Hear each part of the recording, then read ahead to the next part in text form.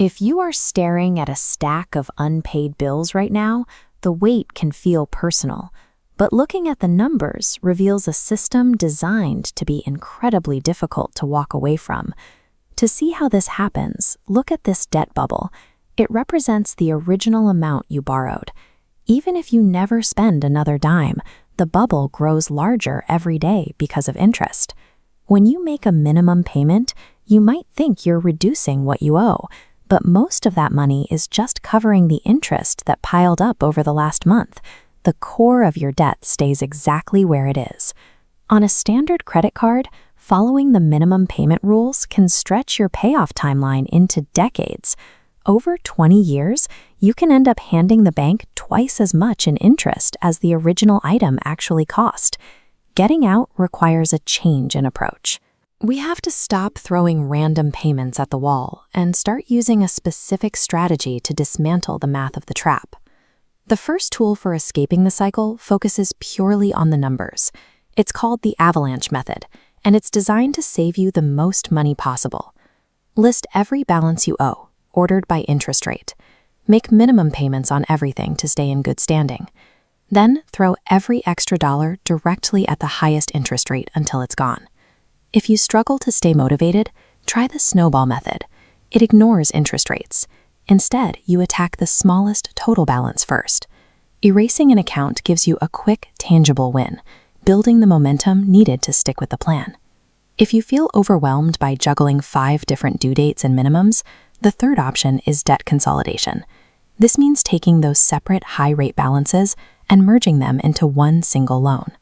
You walk away with one monthly payment and usually a lower overall interest rate. However, this only works if you stop using the credit cards you just cleared. If you keep swiping those old cards, you'll end up with a consolidation loan and a fresh pile of debt at the same time. Whether you use the math of the avalanche, the momentum of the snowball, or the simplicity of consolidation, the goal is to take control of the payment structure yourself. To make these strategies work, you need extra cash to throw at the balances. That brings us to strategy 4, the spending audit. Look closely at your bank statements for the small, quiet leaks. These are the forgotten streaming subscriptions, hidden bank fees, and the small daily habits that drain your account without you noticing. Plugging those leaks provides the extra cash needed to accelerate your payoff. Finding just $100 extra a month to redirect toward your debt can shave years off your timeline. The final strategy might sound a bit backwards. While you are aggressively paying down debt, you also need to build a small cash savings account. If you don't have a buffer of at least $500 to $1,000, the next car repair or medical bill will force you to use a credit card. That one moment can undo months of hard work. Clearing out spending leaks gives you the speed to climb out of debt, while your starter emergency fund acts as a safety net to make sure you don't fall back in. Financial freedom happens when you replace the anxiety of minimum payments with a deliberate, organized strategy. You have the tools to do this. You can attack the math with the avalanche, build momentum with the snowball, or simplify the mess with consolidation. You can fuel the plan by finding hidden cash and protect it with a savings buffer. Remember, these are educational concepts, not personalized financial advice. It is always a smart move to sit down with a licensed financial professional for guidance on your specific situation.